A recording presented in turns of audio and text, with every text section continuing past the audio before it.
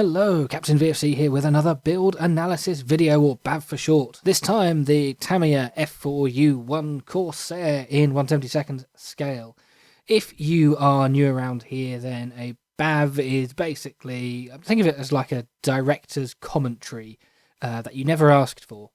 It's me building a plane, and rather than talking about everything that is happening every step of the way, it's more just ramblings and experience, and maybe a bit of history thrown in there as well. So, you have that to look forward to if you're new. Ha ha. Anyway, moving aside, this kit, spoilers, I quite enjoyed. I have built Tamiya before, but this is the first one in a little while, first one to feature on the channel, and it's the first Corsair I've made in a long time as well. I think I mentioned that in the unboxing video that I did. I will try and put a card for you to watch that video if you haven't already. I generally followed the instructions with this build, but we are going straight into a little anomaly that I noticed in the instructions here. In particular, it's the interior colour. So I'm using interior green, which is a standard US colour from Hataka, and also this Citadel's thing. And the instructions stated that the entire interior is painted in yellow-green. I think what they mean is zinc chromate. Now, zinc chromate was actually a lacquer, basically. It's a protective coat that was painted over bare metal, and it has a kind of yellowish green tint in most circumstances.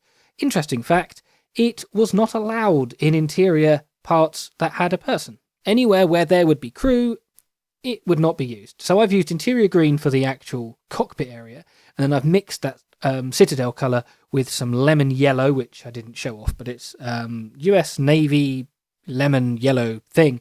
Mix that until it looks about right, and then paint everywhere that's interior that is non-occupied, such as here, the rear tail, where there would be the tail hook, the wheel wells, the undercarriage doors, everywhere else basically was painted in this colour. So the precedent for that was some research that I did quite a while ago about interior colours. I hope to do a video about it at some point, because it's boring in the right kind of way. But anyway, it's not a very pleasant colour to sit around. The light reflects off of it and it can dazzle people. It's not very consistent, and so it was actually written into the rules somewhere that if it's going to have a pilot or other crew member in there, rather than, just like the fuselage of a Liberator or Flying Fortress or something, at that point, I guess maybe they didn't care. I don't know, I'd have to look that bit up. I don't normally make big aircraft. But anyway, if it was going to have a person sitting there, it had to be a darker, actually painted colour, and so they devised this interior green as a result of that. So the kit recommending zinc chromate is in fact wrong, but you'll get that quite a lot. Then the black paint comes out to pick out the other bits of the cockpit, and of course as a base for the engines. The engines? There's only one engine. Bloody hell, twin engine Corsair. No, it's a single engine obviously, but I mean the two rows of cylinders undercoated in black. The engine cowling as well, given a coat of the zinc chromate colour that I made. This does have some rather nice decals that go on the instrument panel and the side wall panels. I've forgotten what they're called. The things on the side with the instruments on and the controls and the you couldn't tell I did aerospace engineering, could you? There's also this nice little seat belt. It's a little bit pale. Obviously, a decal seat belt is a little bit thin anyway. You'd be much better replacing it off with etched stuff. But in 72nd, it's too small for me to really care. It just seemed like a bit of an odd colour. All of that is matte varnished. I matte varnish all of my decals, even ones that are inside.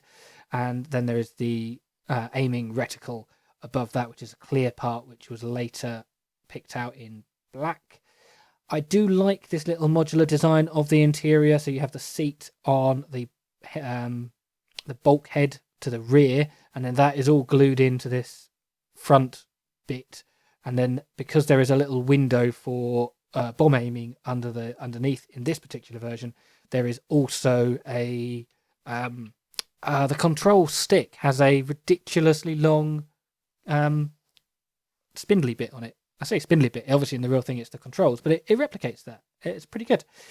Whilst the black is out, I also like to paint the inside of the wings where the gun ejection ports, you don't eject your gun, where the ejector ports for the rounds is, and the entire thing is then washed with my usual Citadel wash.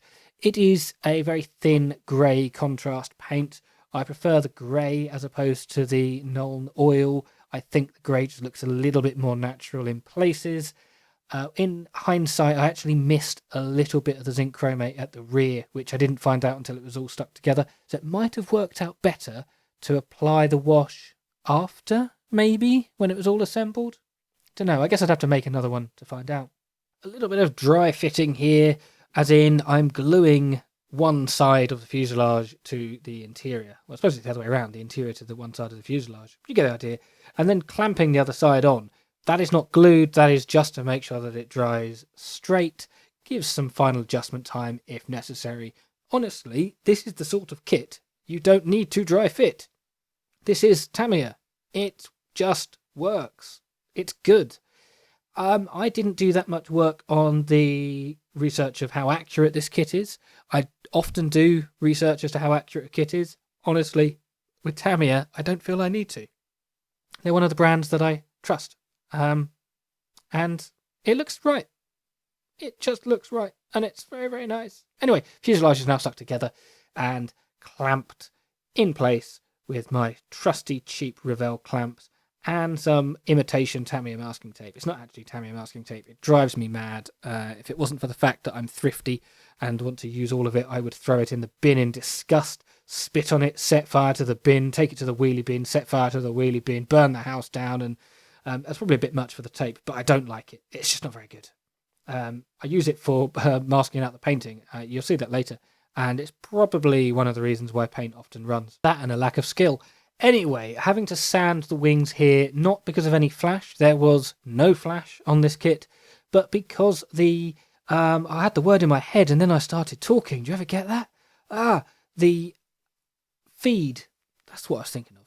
The feed from the sprue to the parts is often in a rather curious place, and you just have to sand it down. There is there's no other way of making it without it. You just have to.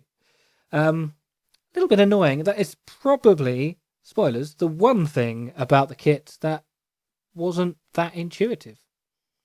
This tooling clearly has options for another Corsair because the wing has two options, one with a hole in it, one without. This is the one without. That's why there's a separate part in there. But the wing top and bottom can now be glued together along with the little intakes in each side.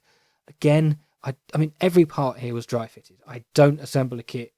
I don't put any glue on plastic until I know the part's going to fit. But it was more of just habit. It was, oh yeah, that's where that goes. Done. There was a small ridge on the bottom from the fuselage half going together. That is a me thing, not a kit thing. So I was just tidying that up. I don't think I used any filler in this whatsoever. I think it was completely filler free.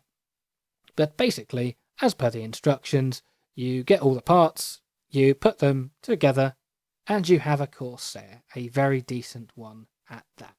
Anyway, rather than carry on with what I said this wasn't, we're going to have a little bit of a sort of history section. So rather than go into what I usually would, which is a brief history of the aircraft type, this is the Vought Corsair.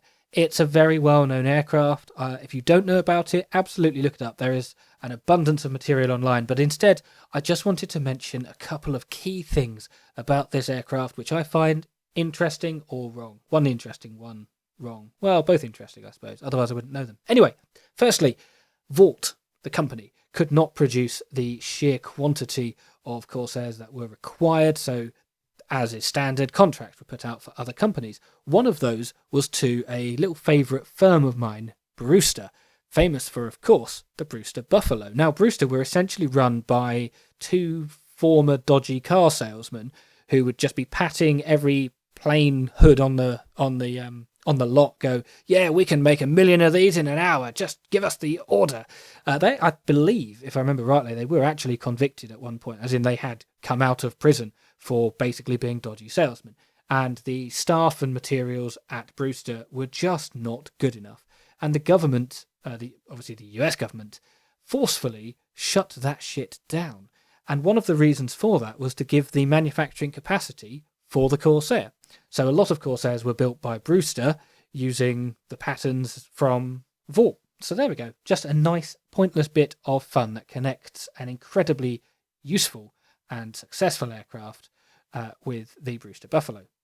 And the other point that I wanted to mention is people will often somewhat erroneously say that because of its incredibly long nose, the Corsair was difficult to land on aircraft carriers, and it took the British to work out how to do it before the Americans dared. Well, sort of, as in the British came up with a solution, but the Americans just used it from ground bases, and it was convenient for them to do so. It's not like this big, oh my god, the Americans are so stupid. That's just wrong, okay? It just matched their needs. Right, with that out of the way, we're on to the painting. And once again, I thought it a good idea to prime in white and then show video footage of me spraying white over white. How good was that? Good stuff, Captain. It's Hataka paints, thinned with Hataka thinner, because these are blue lines, so they're designed for paintbrush, because I like to both brush paint and airbrush. I don't know what the ratio was, and I clearly didn't know what I was doing for this one, because this wing of the intermediate blue became a horrible, watery mess. Thankfully, I noticed it quick enough to do something about it, and I got some kitchen roll. I wiped the whole lot off. It didn't leave any lasting damage, and I resprayed it with a much, much better mix. This is the first time that I've actually used this paint through an airbrush. I did notice that it was horrifically thin when I was last brush painting it, so kinda should have guessed.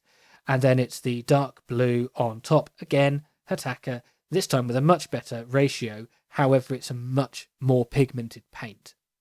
The intermediate blue took quite a lot of coats to get where it needed to be. The dark blue was basically there after one, but it had two just because I like two coats. I like it to be nice and solid. I do think that this colour is a little bit dark. It's the only problem that I've got with the Hataka paints. They sometimes, a couple of them, seem to be a little bit dark. The whole thing was then gloss varnished with... What gloss varnish did I use? Put it in the comments below. Does anyone remember what I used? Please hold. This was my Vallejo gloss varnish, wasn't it? This was the first time I used it. Wow, I should have remembered that. I should write this stuff down. Anyway, yes, the whole thing was varnished. Sorry, I realised how professional I sound. The whole thing was varnished with the whatever I said, the Vallejo, and the decals went on. This one in front of the pilot is in fact medical tape that was put on in the field to try and hold the panels down and prevent leaking of oil, something which affected early Corsairs. This, of course, being an early Corsair. You see, didn't say there'd be another little history factlet, did I? But no, you're getting free history factlets.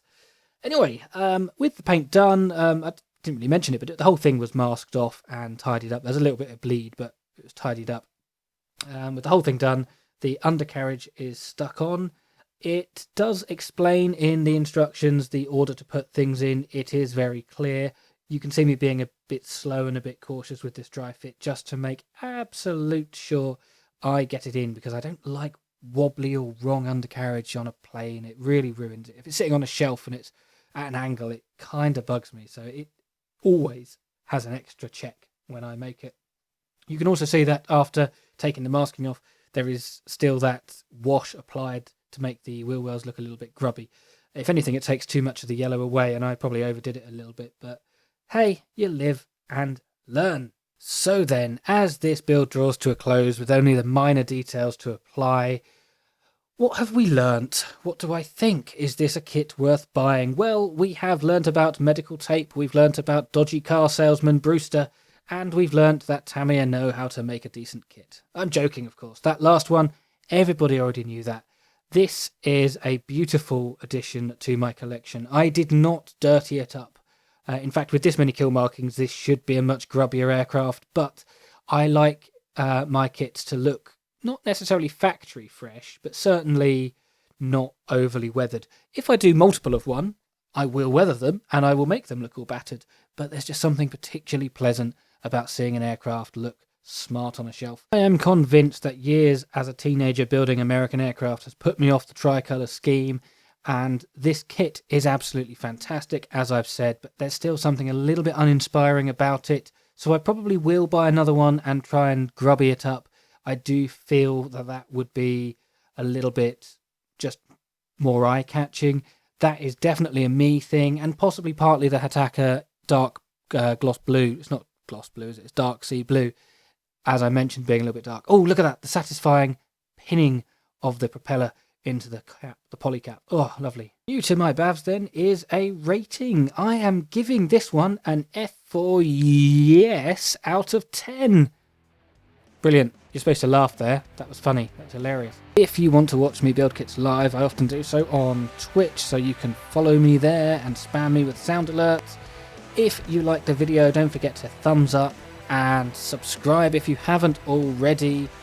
Hit notification bell if you want, but honestly with that one I'm not that fussed. I'll do a video when I do a video and just check back periodically. I do feel that this video could probably have just been summed up with the simple words, it's a Tamiya Corsair. Just buy the Tamiya Corsair. It's obviously going to be a good kit. It's not horrifically priced. It will make into a nice Corsair, and look at the cool inverted gold. Also, it's dirty. Go away, Dan. Go away. Go.